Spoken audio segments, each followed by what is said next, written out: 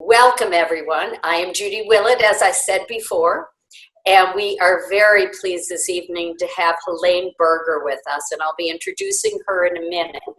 Prior to that, I just wanted to let people know you all are on Zoom, so you know some of the rules. You've probably been through this COVID time on many Zooms, but you are all muted. Please stay muted. You are all we are recording, so please don't go off. Your video should be just how it is right now. Please don't touch that. At the bottom of the screen, of the whole screen, you will see a chat function. We absolutely want you to type in any of your thoughts, your questions, anything at all. So please use the chat function throughout the whole evening, throughout the whole time.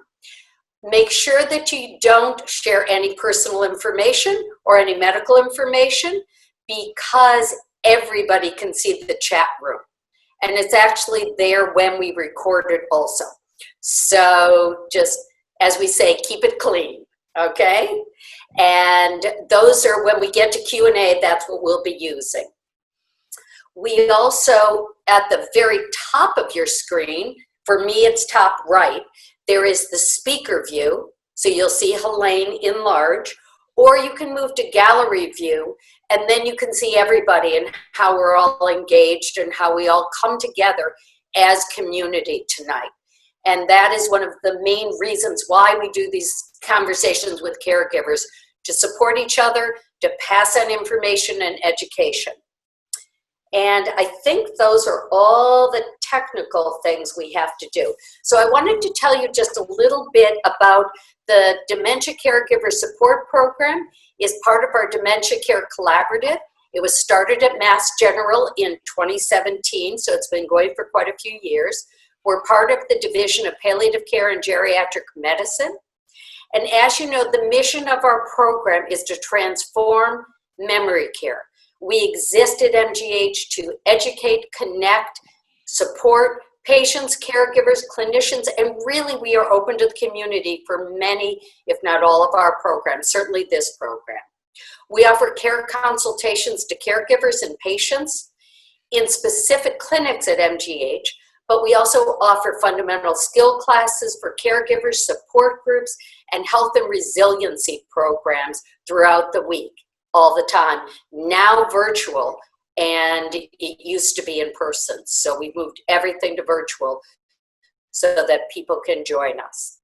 The Caregiver Support Program is entirely funded through philanthropic support. If you're interested in learning how to support this program, please reach out to any of our team members. You can see Nori Mazzone, you all have her email, and Susan Roulette is on, and Barbara Moskowitz, Chris Wright, and many of us. So we are all here to support you and help you, and we'll put Nori's email into the chat room. All right, it looks like we have someone who I am going to take a minute and admit. All right, and we hope this monthly educational series is helpful for you, and we absolutely tell all your friends. It's open to the whole community on a monthly basis. So now to the core of what we're doing tonight. We are, although a hard topic, it is a pleasure to introduce Helene Berger. She has held many major positions of leadership throughout her life, in her communities, in Miami, and also nationally. In each of these roles, she's spoken throughout the country, marshaling help for large and diverse groups of people with an array of needs in caregiving and other serious illnesses, etc. Choosing Joy, and I'll show you my prop. If you haven't bought it yet, boy, I highly recommend it. It was a very personally impactful story and life journey that she and her husband went through, and I, as many people, can resonate with it. It was her first book. It was inspired by the unanticipated positive results that her husband 80 achieved after his Alzheimer's diagnosis. It's a comprehensive guide. It combines concrete methodologies over the 6 years that she learned throughout 80's life, as well as inspirational examples and a wonderful philosophy. Although written through her experiences through Alzheimer's, her guidance really and truly does apply to any loved one who has a type of debilitating disease, as well as to all the meaningful relationships in our lives. It's a rare book of hope, providing practical and emotional support to both the caregiver and the patient and the whole family. And all the while, it's a love story. And it is an honest retelling of a lifetime journey. And I have the generous profound pleasure now to introduce Helene, who will take us through her journey through caring for her wonderful husband, 80. Okay, Helene. Judy, thank you so much for that very touching and beautiful introduction. I'm very moved by it. But I want to thank, in addition, I want to thank you and Nori and all the other wonderful professionals that I just met in the last 5 minutes. The extraordinary work that you do, it's so deeply important.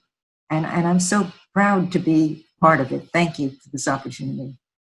And it's a special opportunity to talk openly about a subject that has been taboo for generations. And we're so blessed, as you talked before, to be at a time of technology which affords us the ability to continue to communicate so fully and powerfully. Dementia and Alzheimer's in a loved one, or for that matter, caring for anyone who's declining in any way, is difficult at any time.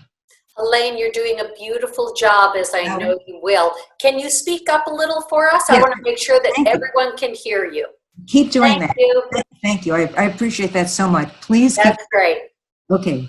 Dementia and Alzheimer's in a loved one, or for that matter, caring for anyone who is declining in any way, is difficult at any time. But I think it's greatly compounded today by both the COVID virus and the deep unrest in this country. I'm blessed to live for almost 6 months in the wonderful Berkshires. And I'm rarely in my car these days. But I remember thinking last year, I guess because I was working on the book last year, that as I drove through these wonderful country winding roads, that each time I came to a steep hill or a round in the curve, I had no idea what lay ahead of me. And I think perhaps that's a very good metaphor for life. None of us know what lies ahead, what our future will be, or we couldn't possibly have predicted 6 months ago how the world would change. And many of us feel trapped and isolated and powerless.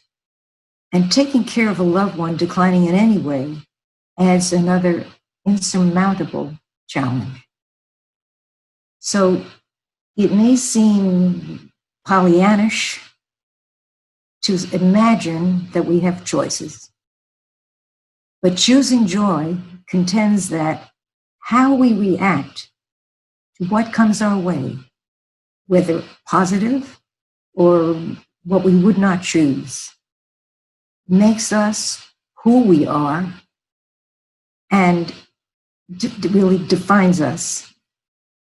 And our reaction also makes us either frustrated and angry or content and at peace.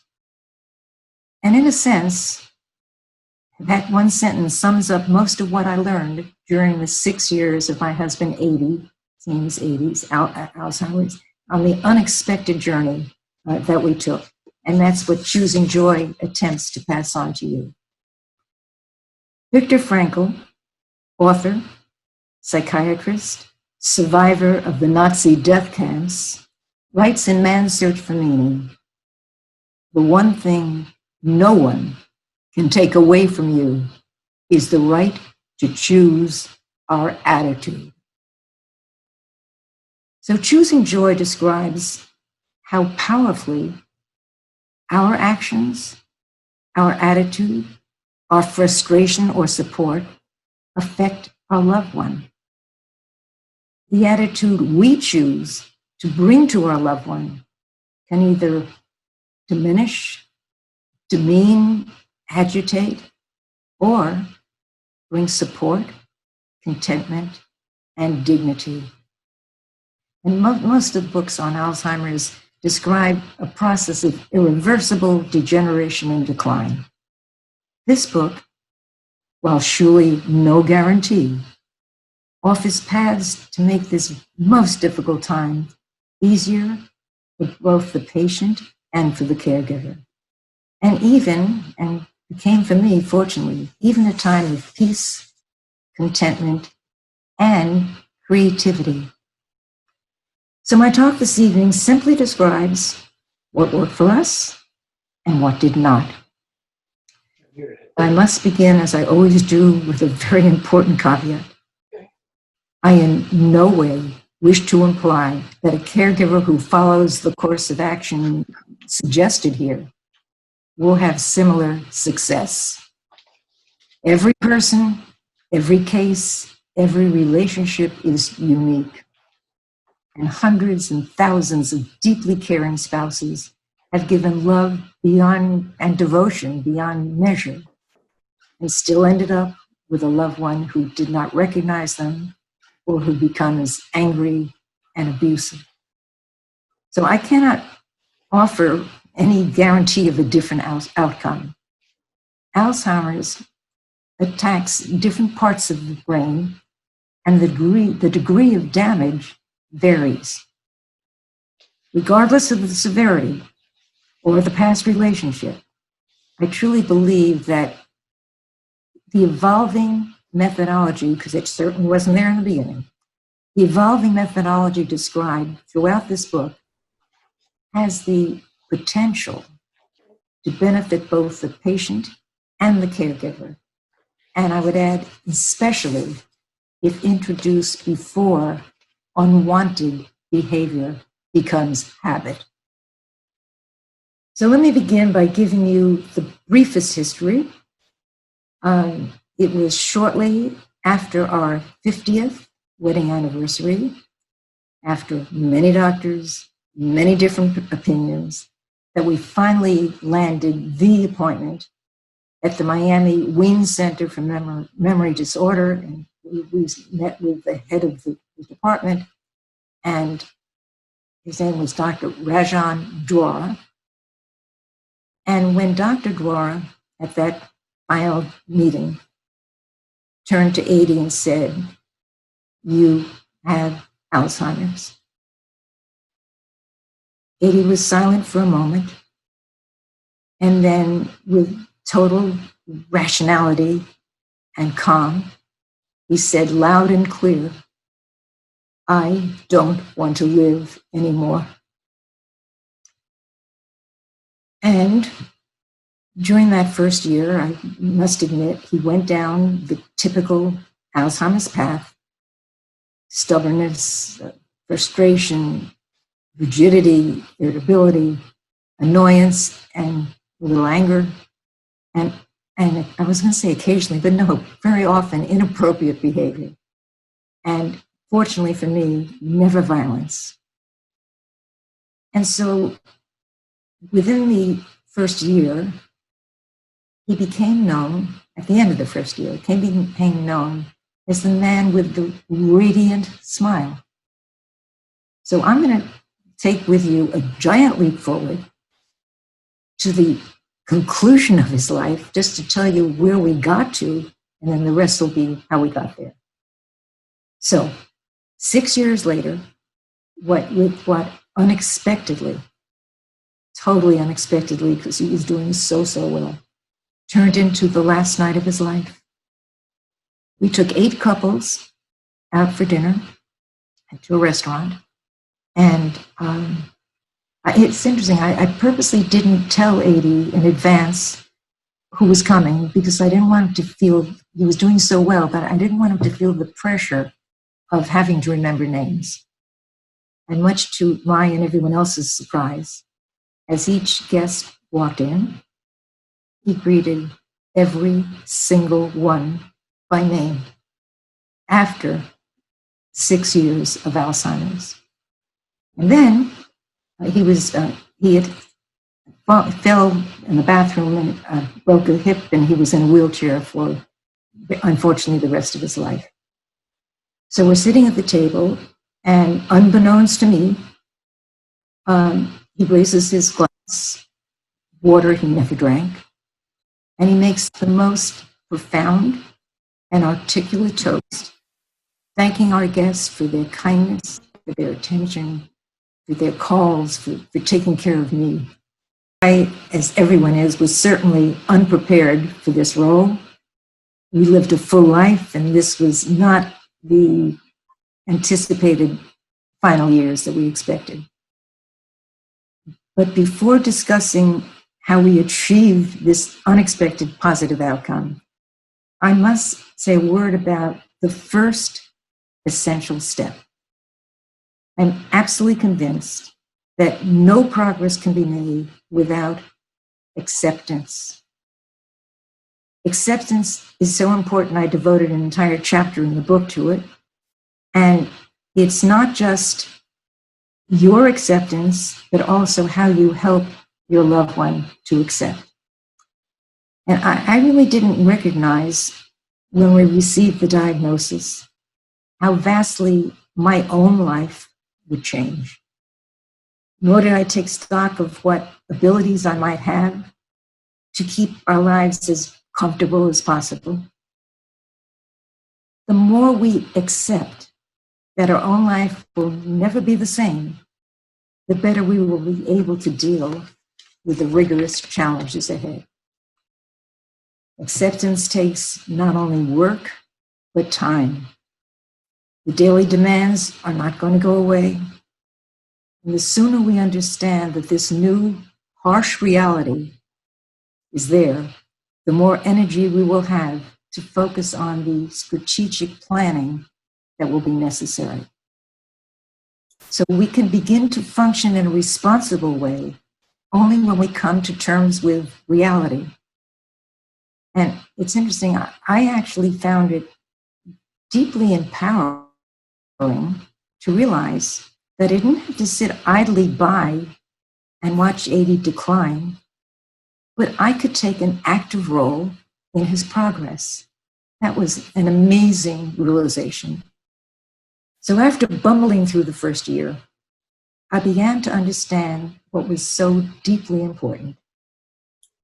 I could not change his behavior, but I could change my own.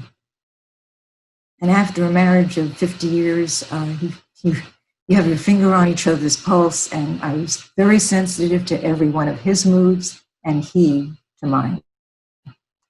Slowly, I began to observe how my actions contributed to his frustration and loss of dignity. I'm going to give you some examples. One of the most universally known Alzheimer's symptoms is that the patient asks the same question many, many times and forgetting the answer a few minutes later. Early on, when Adi asked, "Where are you going tonight?" And by the way, that was very rare, but he always knew if I was going someplace. He might not have known where, but he knew I was going someplace. And the first time I would say it very sweetly, "Sweetie, I'm going to the ballet with Elaine." And by the fourth or fifth or sixth time, I did what I believe everybody does. I responded probably with an intake of breath, a raised eyebrow, closing my eyes for a moment, and implying, "I've told you that 100 times. And then I spoke as calmly as I could And the words were fine. I'm going to the ballet with Elaine. But the words themselves were fine. But the damage was done in that instant by my non-verbal communication of frustration. It was like a punch in the gut to him, and he felt diminished and disappointed in himself. So one night, watching this reaction, I was determined not to ever respond that way again with any hint of annoyance on my part. And when frustration crept in, as it certainly did, I gave myself a mantra. And the mantra was, he would not be asking if he remembered. How could I be angry at this beautiful man because he didn't have the ability to remember? And that one example helped me to react with compassion and tenderness rather than with frustration and annoyance. So I learned to respond for the 8th time with the same love and kindness that I did the first, and often giving Edie a little pat on the cheek or a squeeze of the hand. Let me tell you, it was one of the most difficult decisions for me to carry out. But the results were so rewarding and reinforcing, and his response was always so loving and deeply appreciative that it really became easier with time. So what I began to learn was that when differences or inappropriate behavior arose, I started to come to him not with anger, but always truthfully, but with loving words and kindness, and encouraged him, and this is crucial, encouraging him to be part of the solution. The other mantra, by the way, which helped me was, he didn't choose this disease for himself or for me either. I think what is really unique about my book is that every time we did something that worked, I tried to understand why. What was the philosophy behind it? How could I take what worked and apply it not just to that situation, but to many other situations? And I began keeping a very, if you call it that, very helter-skelter journal, usually on scraps of paper that I had handy or in a doctor's office. And I hate to admit, we went to so many concerts a week that very often I would look for a blank page in the concert. And then I started finally bringing notebooks, and never, ever intending a book was the furthest thing in my mind, but trying notes for myself, what's working? What do you want to do? What do you don't want to do? So I'm going to give you some examples of those little philosophies that develop out of a life experience. We have, and still have actually with me, a wonderful housekeeper, Lisette. She was with us at the time, maybe 15 years when Edie was diagnosed. And she adored him because he was always kind and gentle as he was to everyone. And she came in 3 times a week, and that gave me the ability to get out and do some things and have a break. So one morning, I happened to be in the bedroom when Lisette walked in. And had she said, with a cheery smile and a voice, "Mr. Berger, your breakfast is ready," I would have thought that was great. That was lovely. She never did that. Instead, she said, "Mr. Berger, are you ready for breakfast?" The brilliance of it struck me. No matter how sweetly you say your breakfast is ready, it's an implied command. Your breakfast is ready, stop what you're doing, you have to come now. By asking him, it was putting him in control. It was his decision, his choice. He owned the decision, and he didn't resist. And I started, everything that had to be done, I started doing in the form of a question. look, we all, whatever our job is, whatever our position is in life, we all rebel when we're told what to do. Our kids do, we do. It's human nature. And so the principle that I put in my little book was question versus command. And I think from that day forth, everything that needed to be accomplished, I put in a form of a question. And it was a magical breakthrough in that moment. And I learned to phrase everything that had to be done in the form of a question. Do you want to do a door tonight? Do you want to do Sudoku? Every single thing. We're leaving for the doctor soon. Would you like to go to the bathroom before we leave? And my questions were always within the confines of what needed to be accomplished. And whatever choice he made was just fine with me. So instead of being told what to do, the decisions were his, he owned them, and virtually all opposition ceased. Question versus command. Another example, and I'll do this one much shorter. I knew that 80 could not be driving anymore. It was very clear, and I was scared out of my wits because of the history of his parents and not letting his mother drive when she shouldn't have been. I was so frightened about being the bearer of this news. And a few weeks before I began seeing, in order to get help with AE, I began seeing a brilliant psychiatrist, and I tipped her off as what was happening.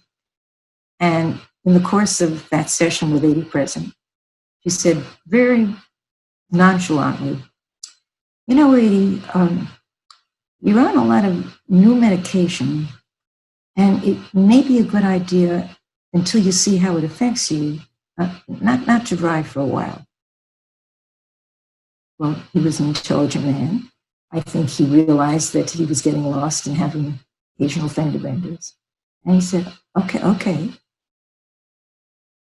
A month later, I think we were at Tanglewood and someplace, and someone said, 80, you're driving home? And he said, no, I don't drive anymore. I couldn't believe how easy it was. Not now versus never. The fate of you may never drive again is crushing to anyone. And I think he really recognized that he was liberated, and he liked being chauffeured around, especially since I was the chauffeur most of the time. And what I anticipated as being horrendous was that easy solution. Another very important thing is when issues arose, and they certainly did, I found that I increasingly tried to include him in the decision making. And I'll give you a little longer example this time because it's really an important point. It happened in part of the book where I said inappropriate behavior in public. And I was beginning to get word from different very loving and caring female friends that 80 was saying very inappropriate things to them. And one night we were out at a function and I heard it.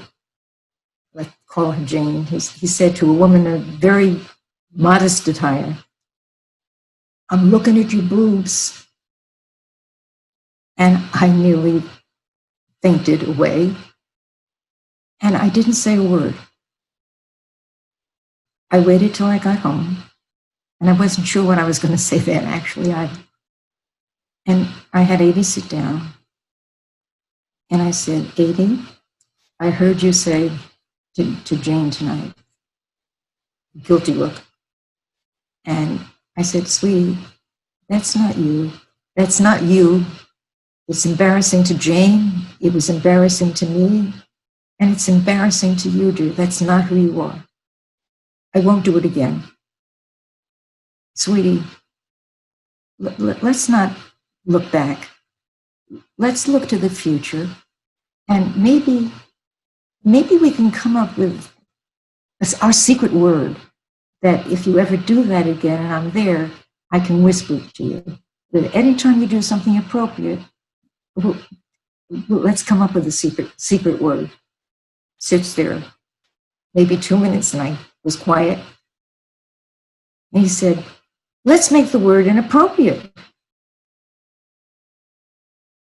And there are two things about this story that I love. Number one, he was part of the solution. He owned it. He wasn't rebelling against it. He came up with a solution. And number two, which is equally important, is when in the future I had to use our secret word again, and there were a number of times, less and less and less, until within a few months, I never had to use it again. And this is crucial. When I had to use the word, it was never through gritted teeth. That's inappropriate. It was always with loving kindness. Inappropriate, sweetie. And he would look at me and say, thank you. And what happened was that we became a team pulling together in the same direction.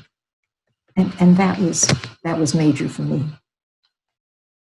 I think by now you see a steady theme emerging that over and over again, our attitude, the attitude we convey to our loved one, has a major impact. I think not just Alzheimer's patients, but people who are declining in any way. Most people are aware of their own decline, and they're concerned that their spouse, their kids, their friends will lose respect and admiration for them. And so the formula is so simple. The more we can give kindness, respect, praise, support, and love, the more our loved one will thrive, and the easier it will be for us. The bulk of the book is the importance of an active mind. And in order to keep his mind active and to give him the security of knowing what was coming next, every minute of his day was programmed. There were charts all over the world, of the times and what when we had to get ready, and just very detailed charts. And that may sound very rigid, but in fact, I found that it greatly reduced his anxiety because he knew what was coming next. So we're going to start in a moment a slide presentation of every one of these slides is a graphic taken from the book. And first, a quick apology. The person who put them together initially did them chronologically in the book, and of course, not by subject matter. So it's a little disjointed, but I'm sure you'll get the essence of it.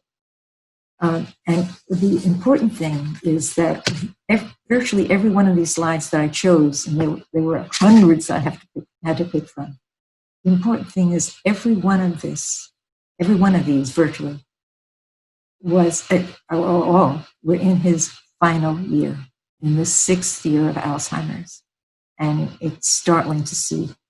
And why am I showing this to you? Because it's one thing for me to say he was a very happy man, and quite another to let you see the evidence of his progress.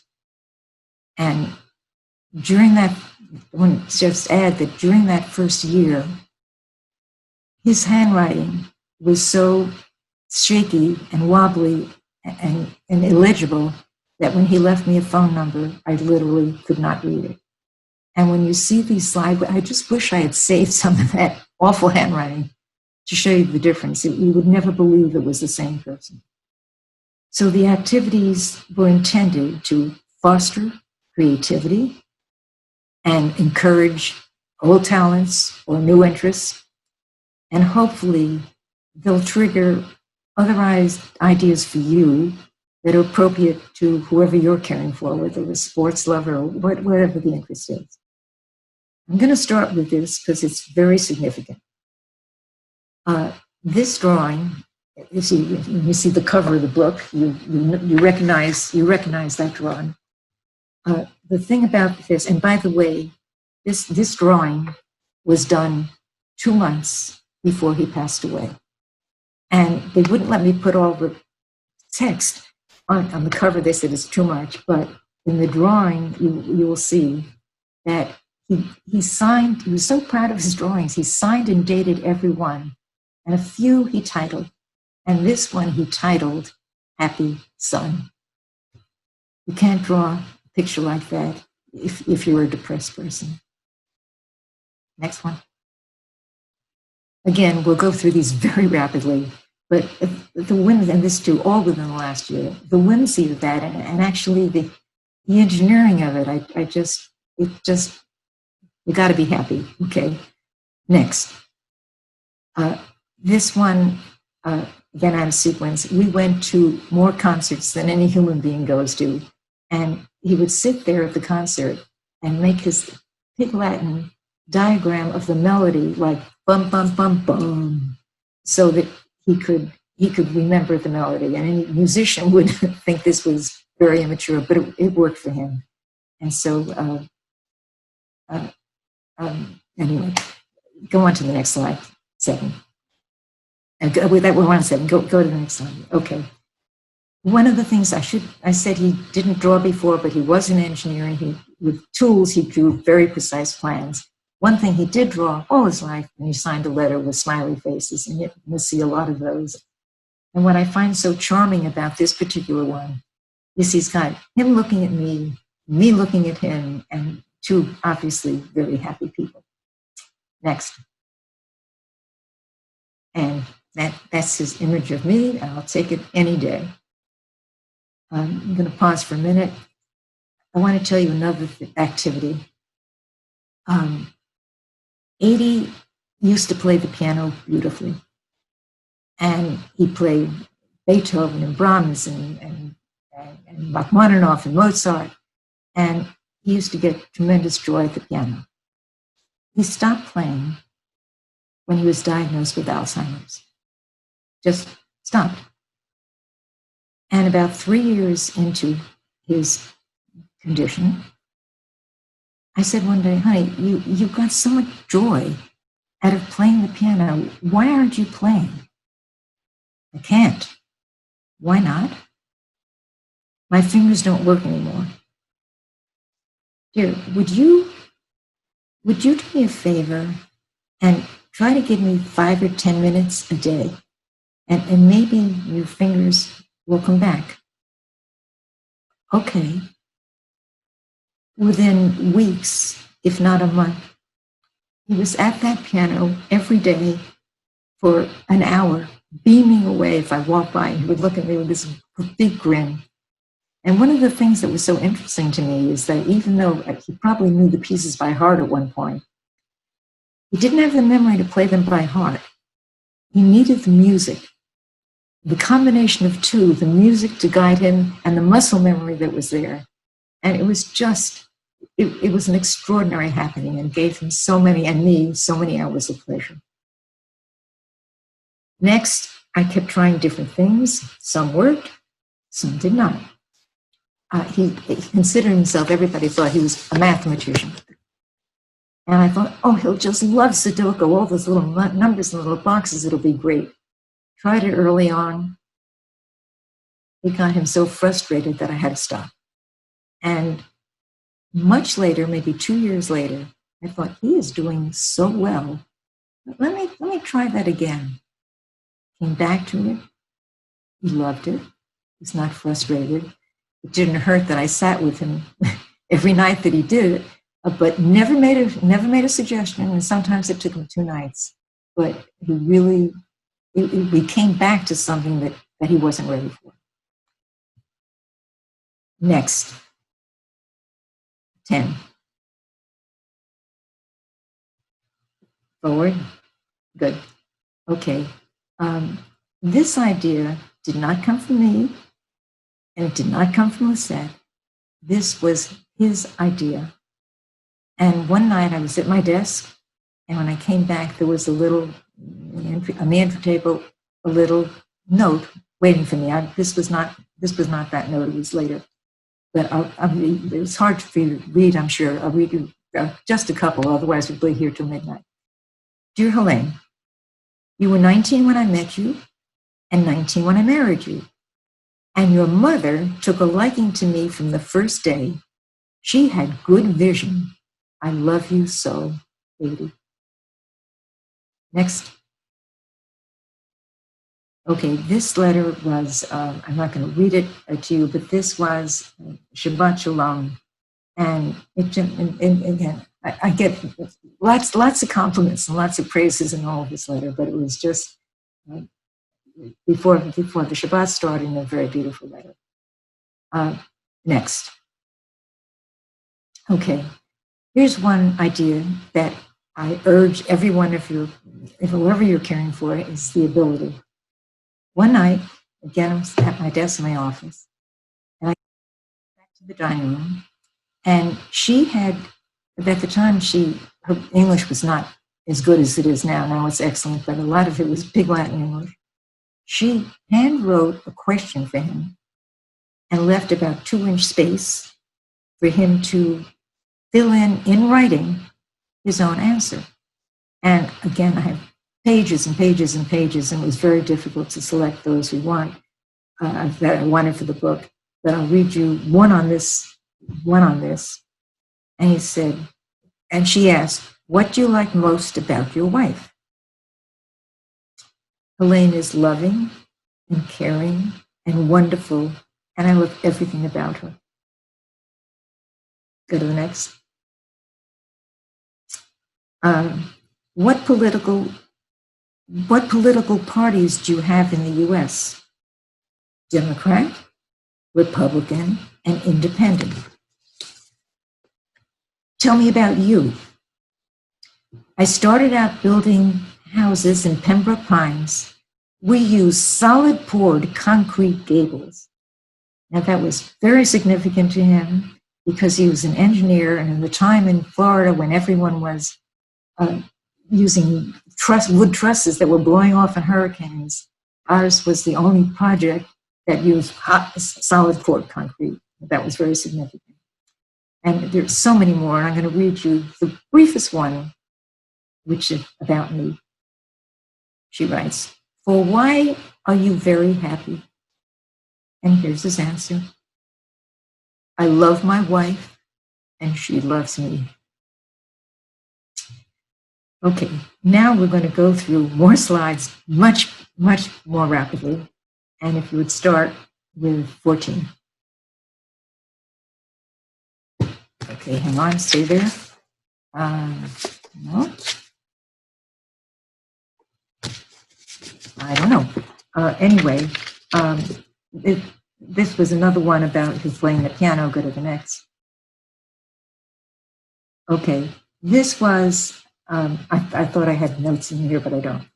This was Rachel, our youngest granddaughter's birthday, and it's just a beautiful note to her about her playing the piano and how happy he is. And by the way, that Rachel just this year won the grand prize at Carnegie Hall out of 40 students for the piano. So it's very exciting. Okay, next. Okay, even the house. See that smile? You know what he is and what he's feeling when you look at these. Next. So, and again, just the whimsy of that basket and the perspective. I just think it's delightful. Next. Okay, this is I think the last one of the drawings that I included, and it's not only family. The title of it is 80 Playing with My Grandchildren. And not only does he write the name of each grandchild 6 years later, but I noticed in doing the book that the 3 girls have hair and Alex, the grandson, does not. Next. Okay, a couple of photos just because they were in the book. This was taken on a vacation with all of us. The 3 older grandchildren are all graduated college. And there's that little Rachel, who is now a senior at MIT and is leaving next week for an exchange program to Korea. Go figure. Next. Okay, and this is the classic 80 in his prime, which I wanted you to have. And do we have another one? Yeah, okay. This is our 40th wedding anniversary. Next. And this is the final months of his life, sitting in his wheelchair. And with that sweet, gentle 80s smile. Next. Is there a next one? Okay. This is very significant because a friend just snapped this photo of us at Tanglewood. And what none of us knew is this was his final concert at Tanglewood, where we spent many, many, many countless hours. And she just caught it for us. And we didn't know. In fact, I didn't even know I had that and when it was from until I realized that. So. Okay, is that the end of this? Oh, okay, this is really important. And I have to read you this if I can see it. Okay. Why did I select this tiny little drawing when he did so many more mature ones? Let me read it if I can. My darling wife, Helene, you make me so happy. I am so lucky to have you. I love you. And then with a whimsical little flower.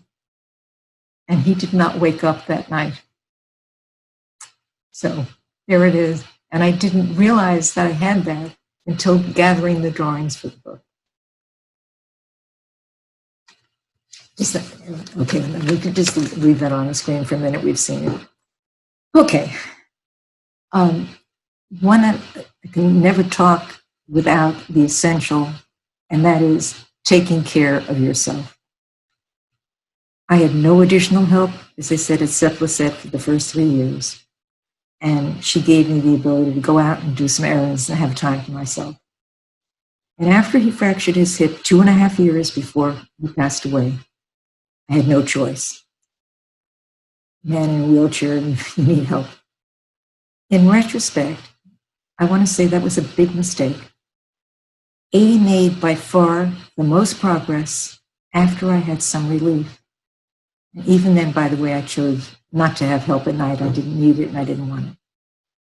But after a game of tennis or a walk, when I returned, I was ready to give my all. And one cannot do that without a respite. It doesn't have to be a licensed aide. It can be a family member, a neighbor, a friend, a responsible teenager who can play chess or cards or checkers, but somebody to give you the break you need.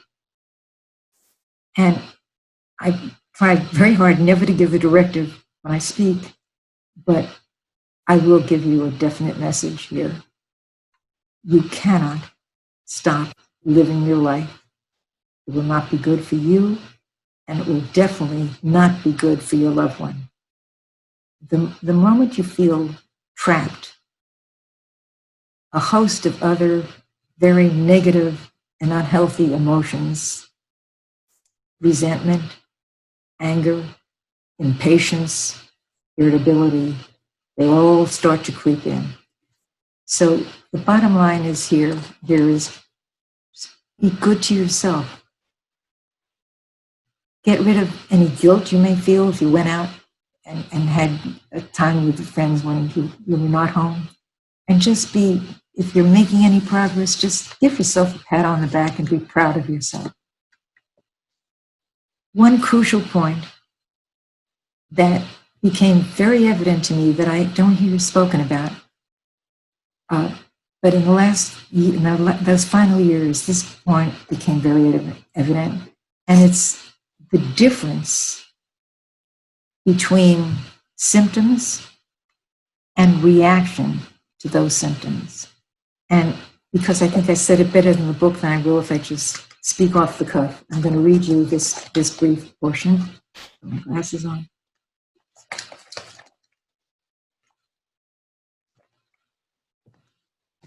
Okay.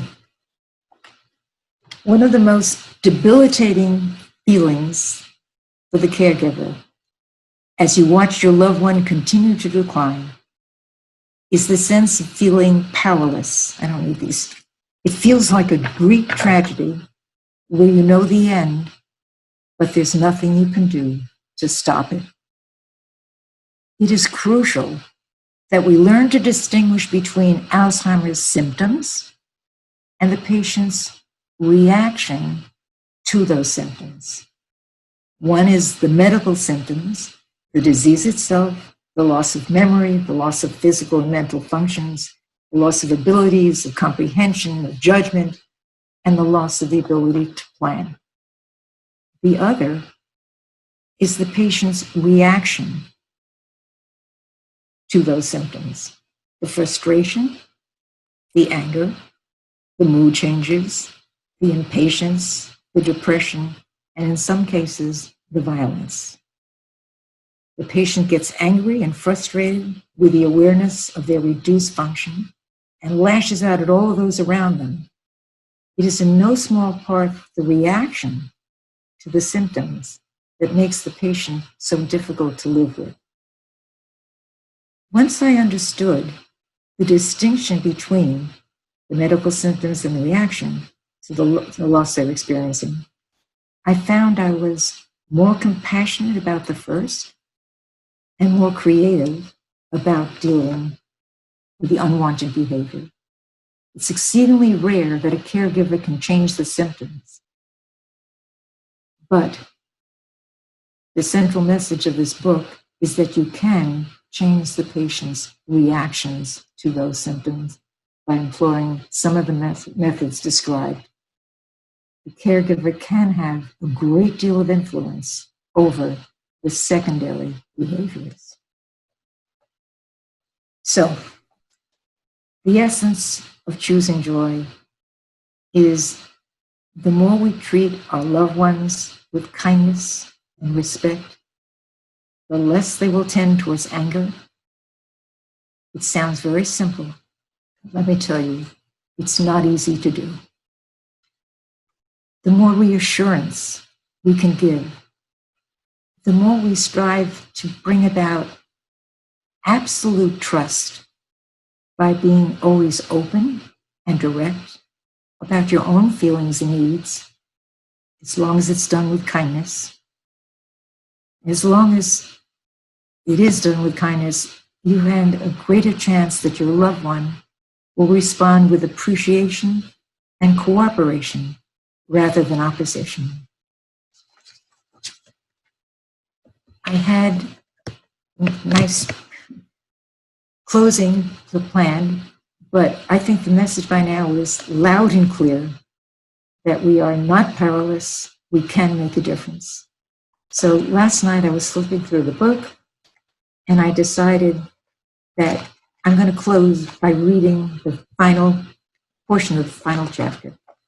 The chapter is called, the whole chapter is a page and a half. The chapter is called Returning to Life. And I believe it is the best expression of hope that I can leave you with. Let me set the stage. It was a year and a half after Edie passed away, and a young friend asked me to join her for a weekend retreat at Kripalu, which is the yoga and meditation center in the Berkshires. I went kind of reluctantly. It wasn't my thing, but I went. And it was very interesting, very instructive, and we all learned a lot. And one of the things that we were taught was how to do a slow, very slow meditation walk. And it was a beautiful fall day in October, and the trees were busting with reds and yellows, and the smell of fall was in the air. And we all were outdoors on this crisp day, and we took off our shoes, and we all walked barefoot in the grass, alone, mostly towards the most beautiful view in the Berkshires, which is the Stockbridge Bowl.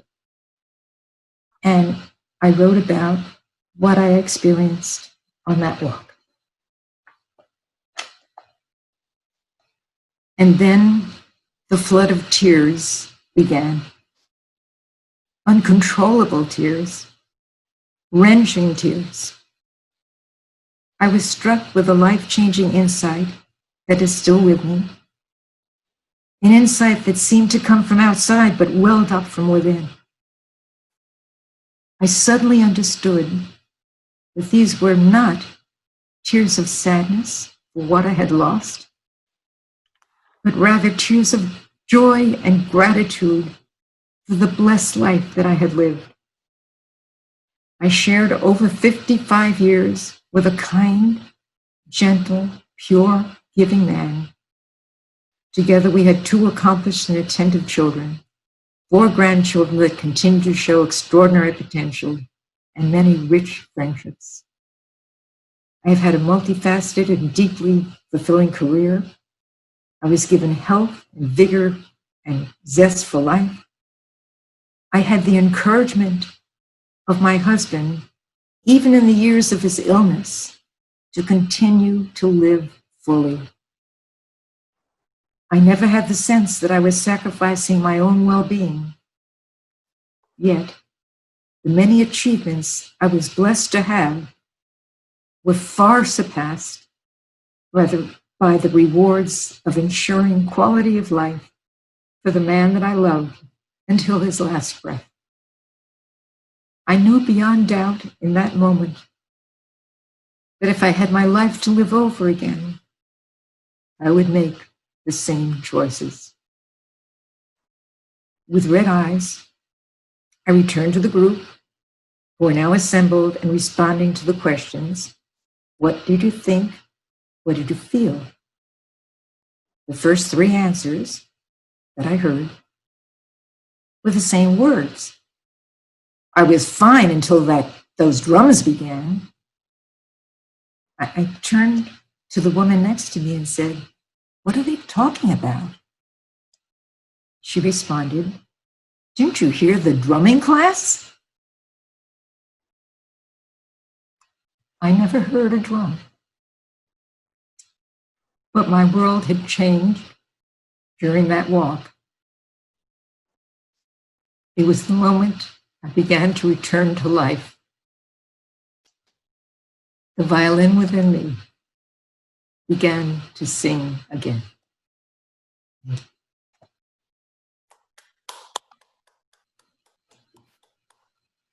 You're only hearing my clapping, but as you can see, everybody is clapping and deeply moved.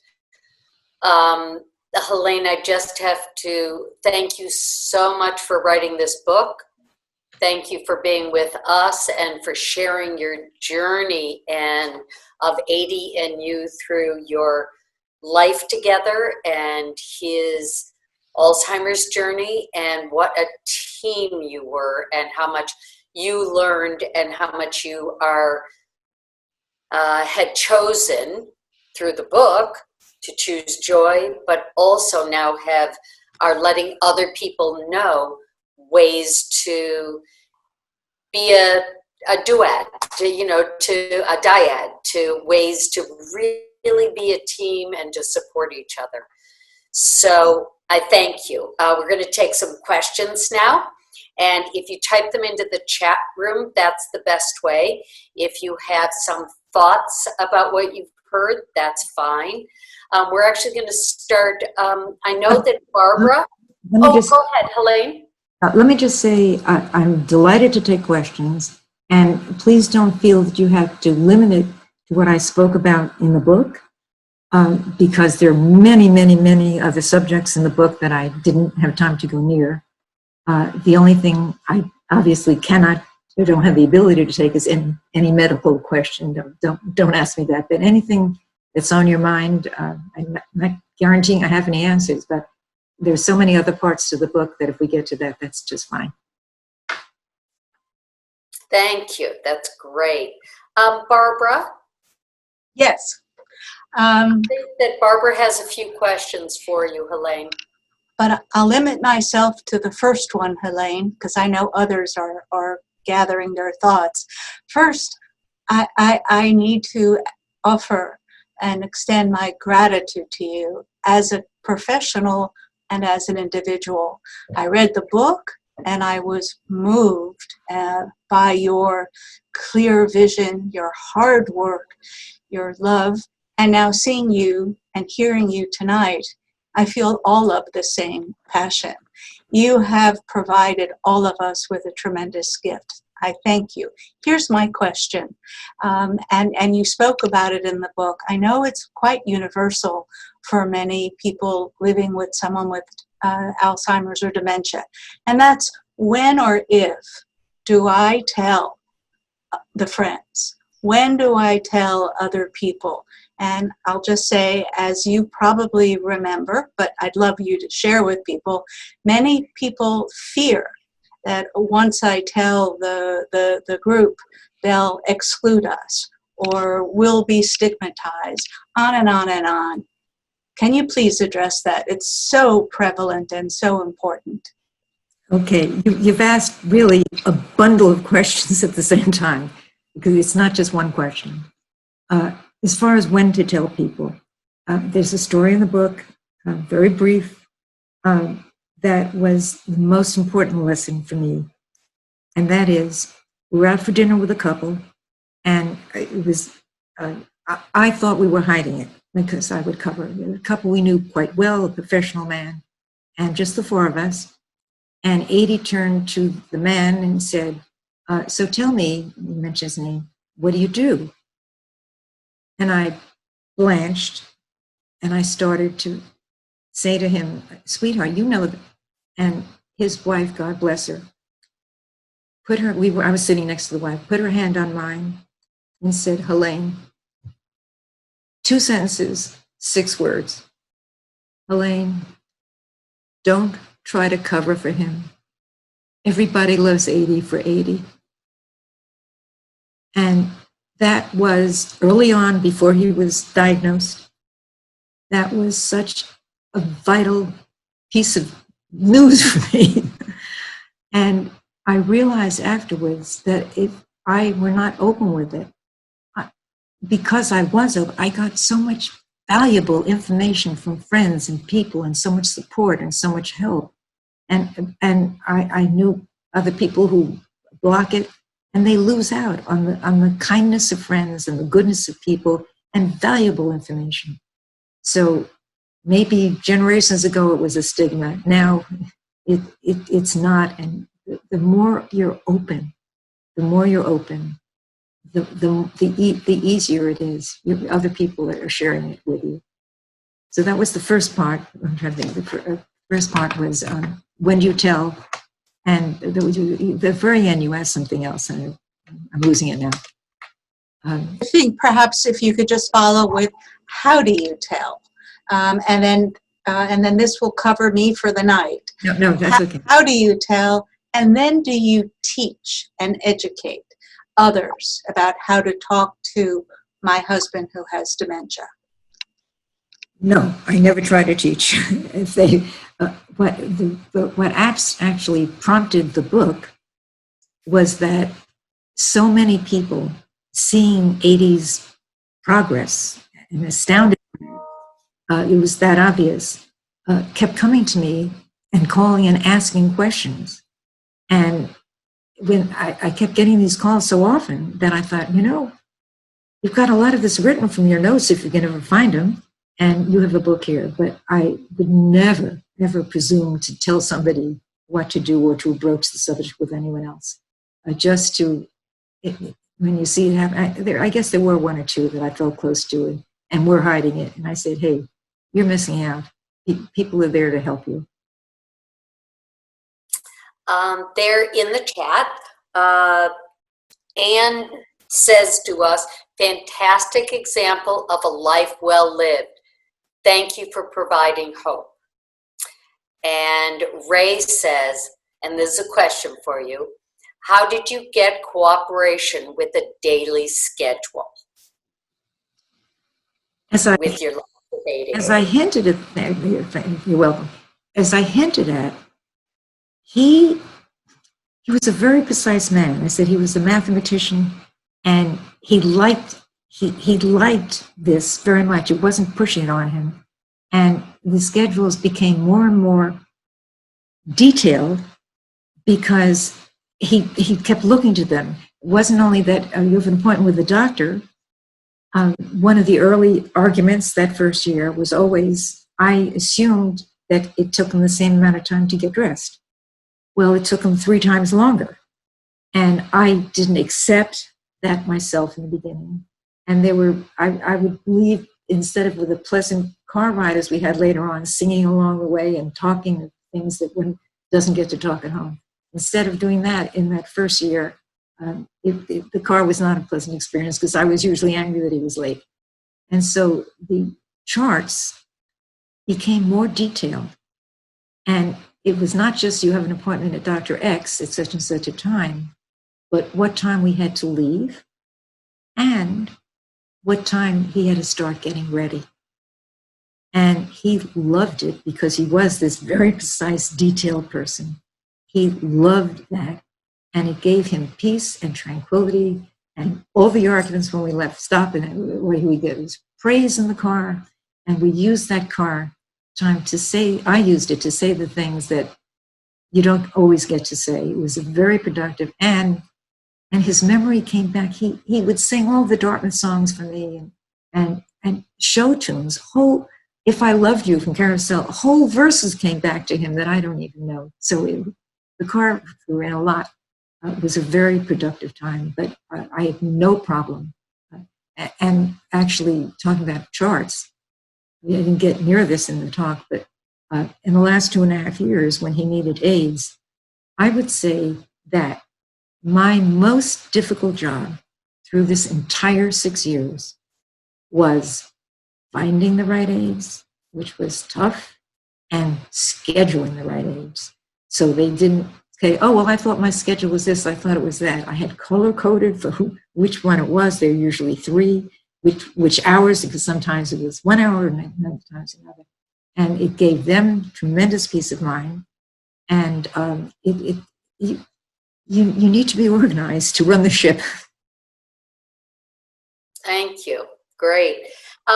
We'll just take a few more questions. How much were your family and friends key in the life and the quality of your life while Adi was going through his illness? That's a good question. It's something I never thought of. The close ones knew, and the close ones always, it's interesting, they always included me, even when it was something that was inappropriate for him. And one of the things that I learned is not to drag him to things that I knew he wouldn't enjoy. But we always had a discussion about it ahead of time. I remember once we had one of these 1,000-people charity events, and Adi knew I was going, and he came to me and just, honey, do you think I should be going? And I remembered my answer, and I remember his. He said, honey, you hated these things when you were whole. And he looked at me and he said, thank you. So friends included me, and it's interesting, still do, it's 9 years. And I've been very blessed to have friends that include me in their lives totally. My kids were aware of everything. My son was chief of cardiology at Pennsylvania Hospital for 18 years, so you better believe he was on the phone with me a lot. My daughter was always there with guidance and interest. And it was just, there were things like theater. It was torture for him to go to theater. He couldn't catch the words. He didn't know what was happening. And I would always ask ahead of time. And it was rare because even before this, he was such a kind, giving man. I'll tell one story about doing something. Our granddaughter, Maddie, was in high school and in a play at school, which she wanted me, I think a Shakespeare play at school, she wanted me to come to. And I discussed it with her, and I asked Adi, and Lisette was going to stay full-time for the 2 days I was going to be away. And I asked Zadie, and he said, of course you should go. And then came the moment when we were in the apartment. The luggage was at the door. The doorman was coming up to pick it up. And I was saying goodbye. And he said, I'm going to miss you so much. And I thought, oh my God, what am I doing? How can I leave? How can I do this? But before I could even mouth the words I wanted to respond with, he said, quote, I'm so glad you're going. You're doing the right thing. So not everybody is blessed with a guy like that. And he meant it. He meant it. And so I went with a much lighter heart than I would have. It's great. Thank you. We're coming to the close of our time, sadly, but I'm wondering, what are you doing now? And how are you passing on your learnings to other things? Another book? Are you speaking? Where are you now? What kinds of things are you doing? Right now I'm isolating. and thank goodness for Zoom, and thank goodness for the reviews have just been so thrilling, and I read everyone as a treasure. And I recently, in the last 4 or 5 months, finally, because I don't know anything about it, have someone help me on social media. And in the beginning, actually, let me say, you gave me an opening that I wasn't going to take. The website is very complicated, www.heleneberger.com, spelled with all E's. And if you go on the website and want to see what's transpired from a person with a first-time book, go to, there are little tabs on top, go to media and events, and it's like this, and the reviews are like this. And since I've been on social media, it's been exploding. And I have another talk like this coming up soon, and it's been so rewarding and so gratifying, and I'm so lucky that we have Zoom so I can communicate in this way. And as I say, other than that, I am isolating. My kids, before I came here, when I was in the apartment, my kids wouldn't even allow me in the elevator for 5 weeks because they said, you can't be there. So I'm also blessed to have deeply caring and involved kids who are there for me in every way, and some wonderful friends. So I don't feel cut off at all. That's great. Thank you something productive. So much. I want to thank you so much for sharing your life journey with Adi with us, and sharing your wisdom with how you advanced through his journey in Alzheimer's and your journey in Alzheimer's, because Absolutely. You both are a team and you do it together, and learning so much about caring and loving and sharing that right till his final day is very impressive. The book. I just want to thank you. Go ahead. I just want to thank you all. It's a team effort there. I know there are many people involved, but this opportunity to be able to speak and to reach so many more people is really, I treasure it, and I thank you.